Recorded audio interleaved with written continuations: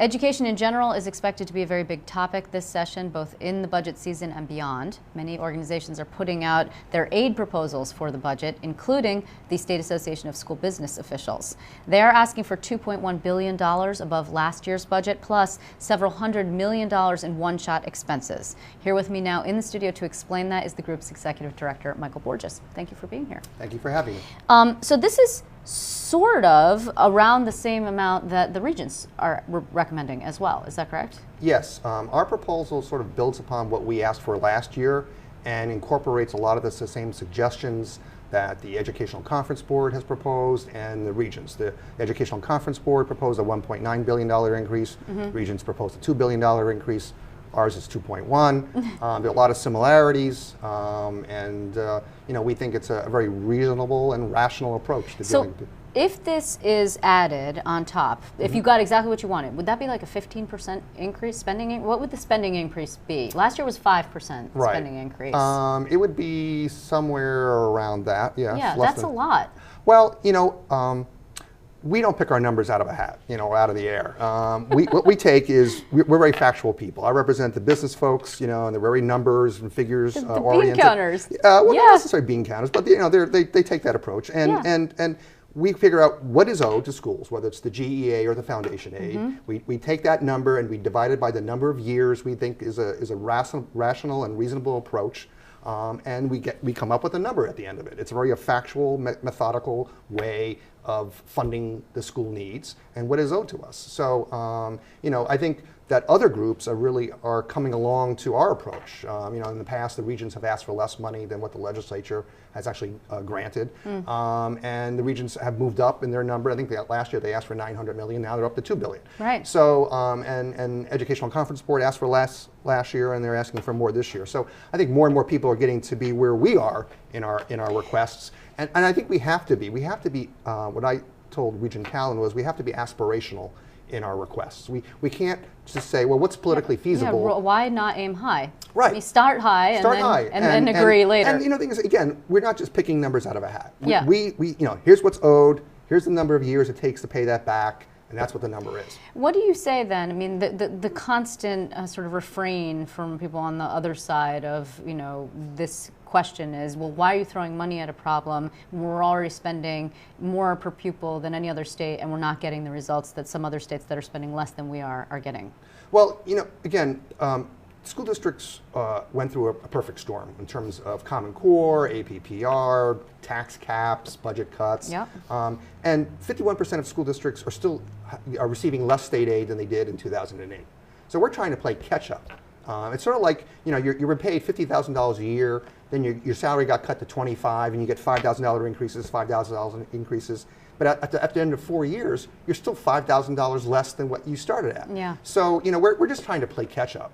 And, New York State is a high cost state. Yeah. So things cost more here than they do in other places. And the fact of the matter is, you get what you pay for. Yeah. So, do we really want to have an educational system like Florida's or Alabama's where they do spend less money? I don't think so. As a parent, I don't want that. Well, interestingly enough, though, the governor's talking a lot about education, right? Yes. He's talking a lot about policies, talking a lot about, he even spoke in his inauguration speech about how it was supposed to be the great equalizer of public education. Now it's the great segregator. I'm paraphrasing, but that's generally what he was saying. And he's making it sort of into a national, he's making it a national issue. And of course, education is discussed at the national level as well. But he's not talking about money. He's talking about policy generally, right? And so it's interesting to me that the one thing, and even his Education Reform Commission, which made all of these recommendations, didn't address formula or the foundation aid or the GEA, didn't address the hard thing, which is how we allocate money to districts, and districts that can afford to pay because of property base, tax base, do better than those that cannot.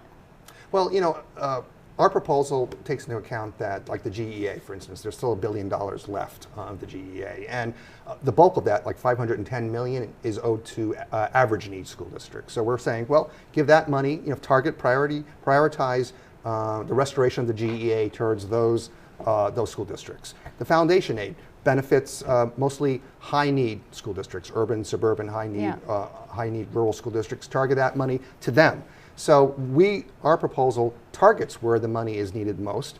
And I think the governor needs to recognize that money is part of the solution. And the fact that we may be the highest spending, although we're not anymore. I think Vermont's now the highest spending. You get what you pay for. And you have to compare apples to apples.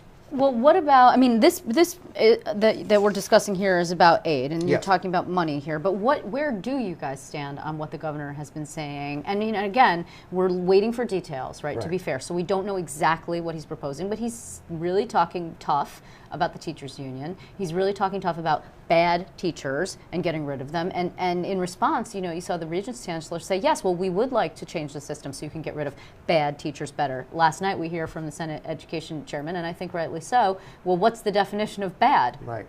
So now we have to have that conversation too. I mean, where do you stand on all of that? Well,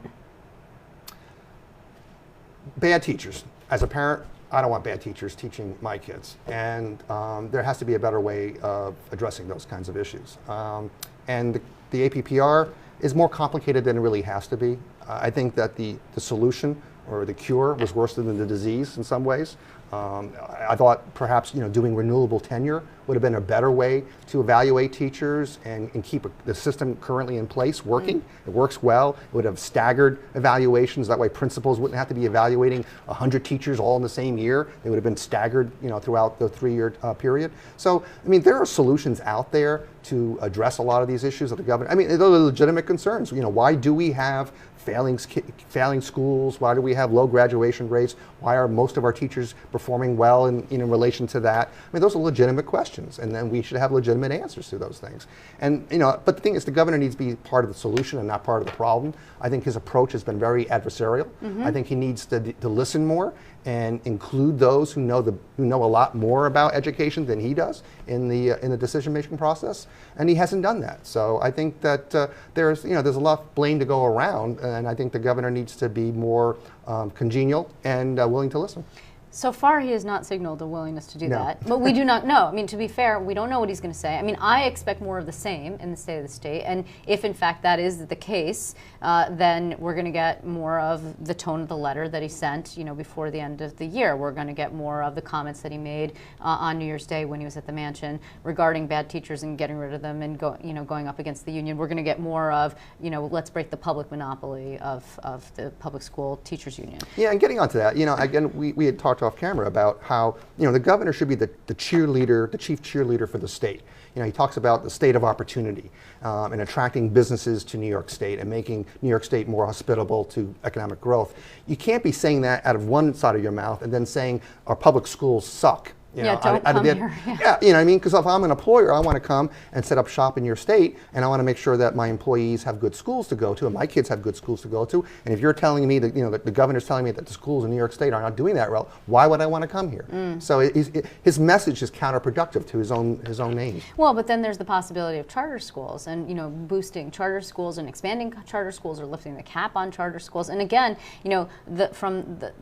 where do you fall down on that? I mean, do you agree with the opponents who would say, well, that's an effort to privatize the school system? Yes, it is. I mean, it's creating a duplicative, unnecessary drain on public schools.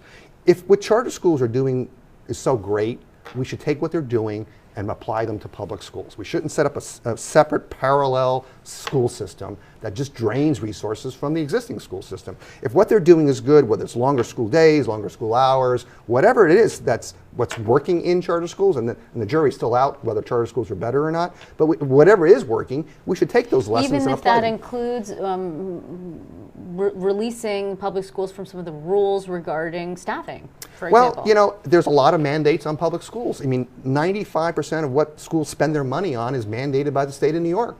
So yeah, I mean, we're all for mandate relief. And it's the legislature and the governor that imposes those mandates, not school boards, not school administrators. So the problem really lies with them in terms of solving the problem. Not the onus is not always on us.